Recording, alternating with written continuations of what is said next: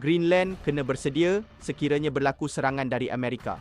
We are going to do something on Greenland, whether they like it or not. We don't do it the easy way, we're going to do it the hard way. Sebab tu, Greenland minta pertolongan NATO untuk melindungi dari serangan. Tindakan Trump untuk mengambil Greenland, salah satu kawasan kerajaan negara Denmark, iaitu ahli NATO, akan hancurkan Pakatan NATO. Hvis USA vælger at angribe et andet NATO-land militært, så hører alting op, altså inklusiv vores. Sebab tu kita dapat lihat United Kingdom kemungkinan akan menghantar tentera ke Greenland. Sweden juga merancang untuk menghantar tentera, termasuk juga Jerman untuk melindungi Greenland. Sementara tu, negara-negara NATO lain seperti Poland, France, Italy, Spain menunjukkan support pada Greenland dan Denmark, memberi amaran untuk Amerika sekiranya Greenland diserang. And NATO's got to understand that.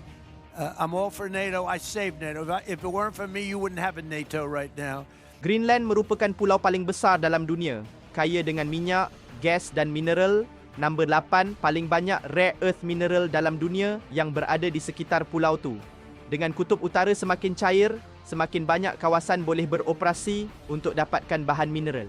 Ketegangan geopolitik antara Amerika dengan NATO menyebabkan nilai emas membuat kenaikan. Sebab tu, tengok technical analysis, awal minggu ini, gold telah breakout $4,550 dan meneruskan kenaikan.